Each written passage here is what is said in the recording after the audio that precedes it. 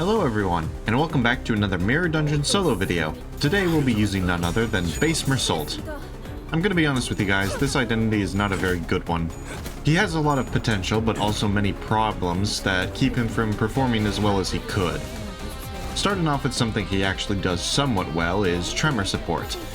He's got an okay amount of tremor potency and count on his skill 3, and his skill 2 comes with a free tremor burst. You can slot him out on any tremor team because of this, and he'll do a serviceable job. Another thing he does pretty well is tank attacks.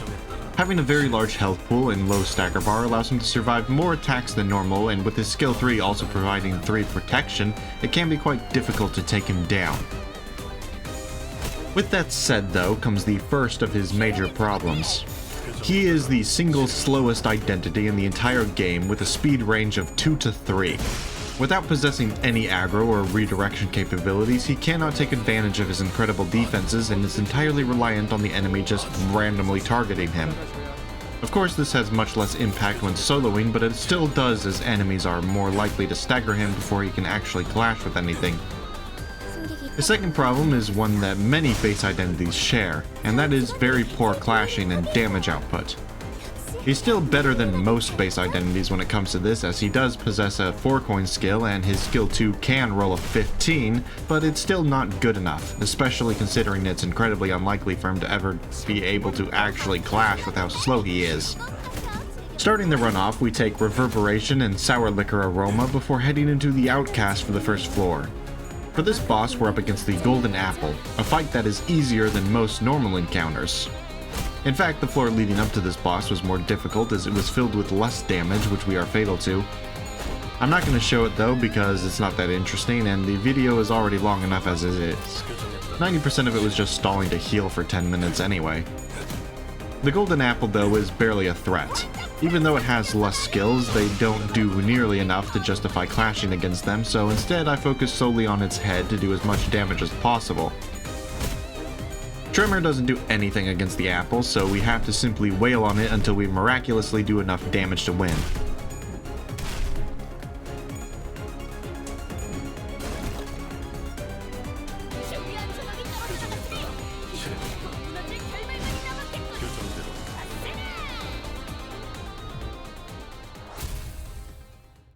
We take the Oscillating Bracelet for our reward and head into the Automated Factory for the next floor.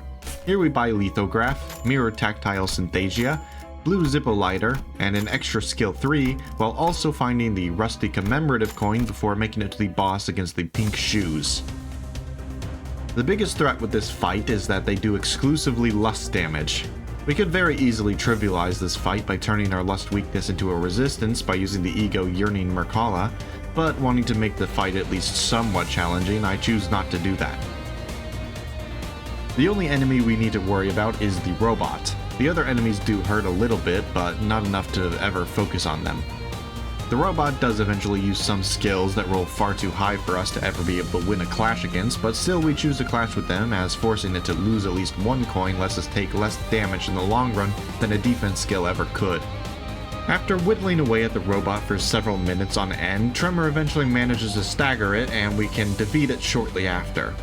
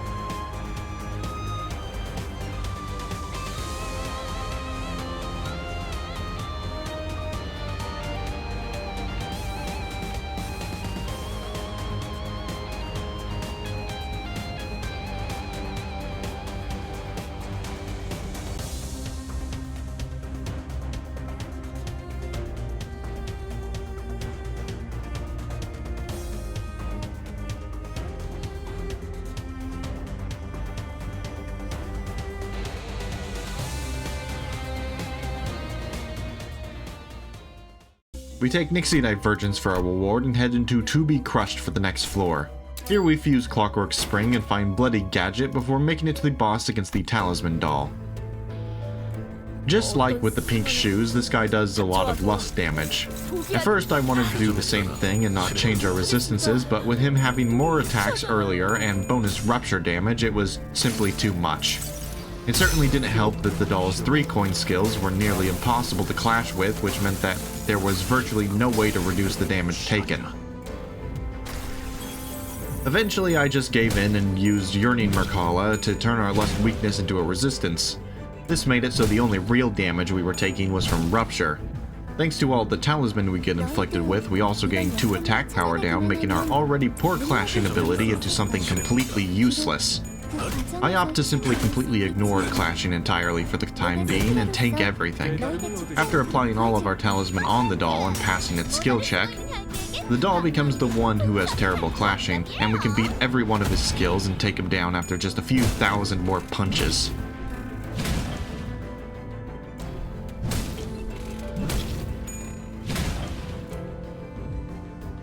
늦으면 리피랑 먼저 갈 거야. 표정에 따라 실행합니다.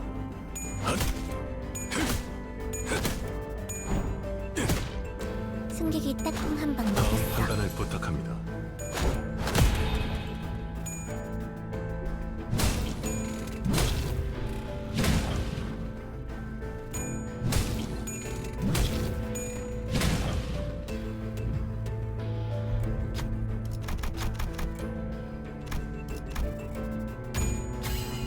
해냈다.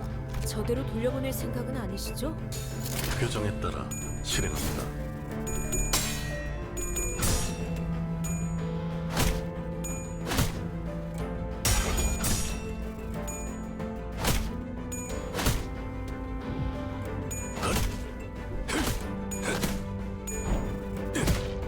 칼날이 잘 드네요. 아마 그 공격이 약점이었겠죠? 괜찮은 공격이네요. 앞으로도 그렇게만 해주세요. 표정에 따라 실행합니다.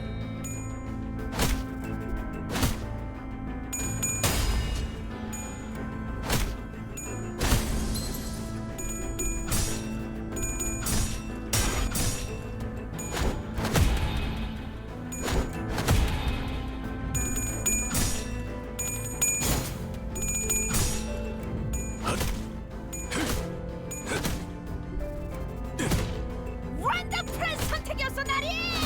저들의 약점이 뻔히 보이는 게로군! 표정에 따라 실행합니다.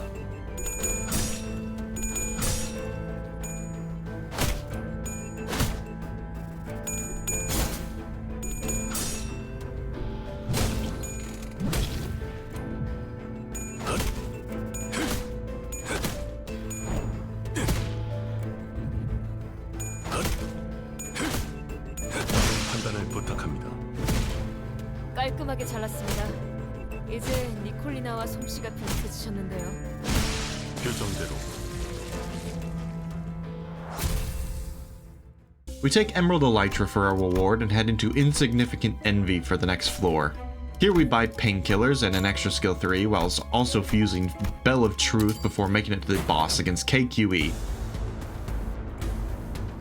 This guy is the reason why I only ever pick this floor when using weak identities. The only boss that's easier than him is the Golden Apple. Literally his only gimmick is that he forces you to get staggered for a few turns, but it literally doesn't matter as he only ever does like, what, 40 damage at most? It's pathetic. Anyway, we obviously beat him because he's one of the easiest bosses in the entire game. Literally any identity can solo him. 표정에 따라 실행합니다.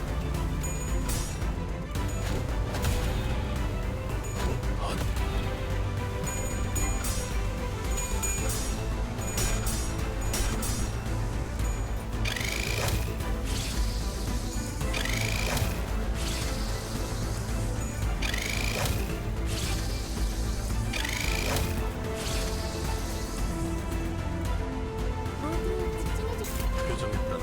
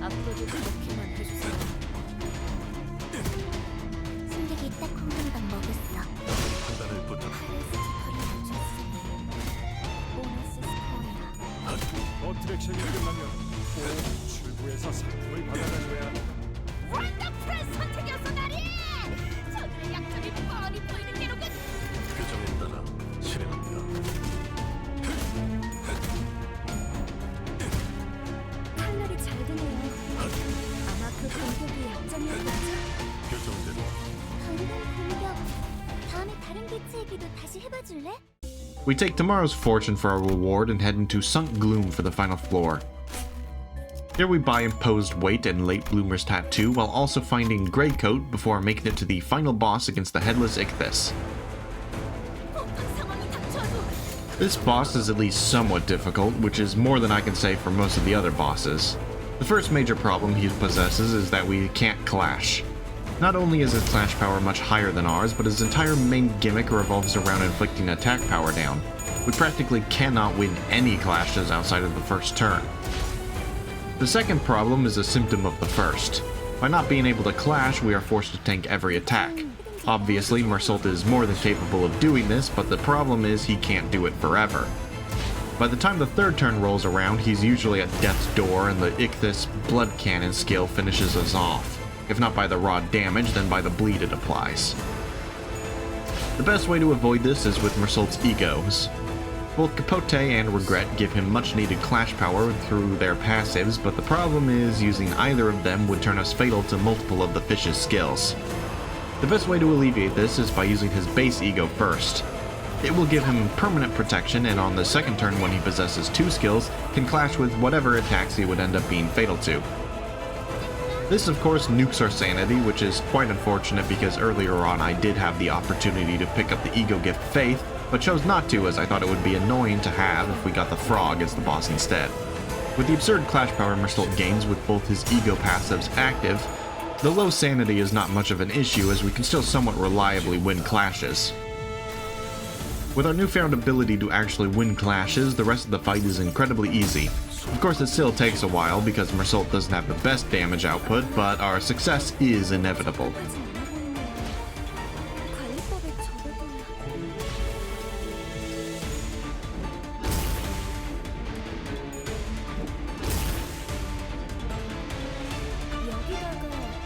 표정에 따라 실행한다. 구속구가 나의 공격을 저지하기엔 턱없이 모자라지. 잘했어. 역시 구속구가 나의 공격을 저지하기엔 턱없이 모자라지. 나리의 속이 헤아리기엔 쉽지 않다.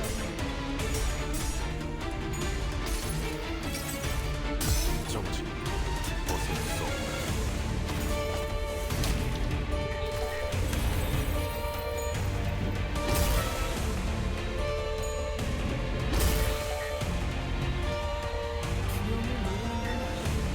표정에 따라 실행한다.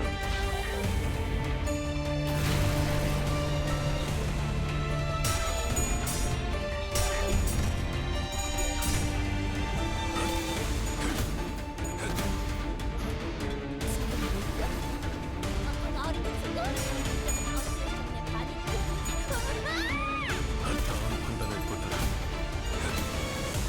방금 공격 다음에 다른 기술기도 다시 해봐 줄래?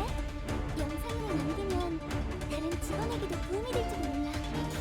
표정에 따라 실행한다. 다음 판단을 부탁합니다.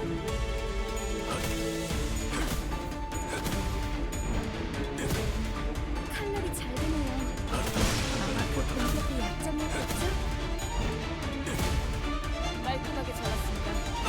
이제 니콜리나와 솜씨가 판단을 부탁합니다. 쨍그랑 부위가 조각났어.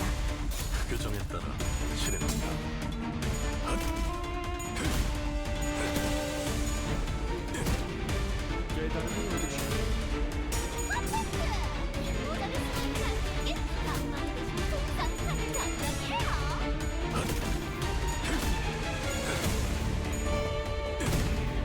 인상의 공격은 앞으로도 그렇게만 해주세요.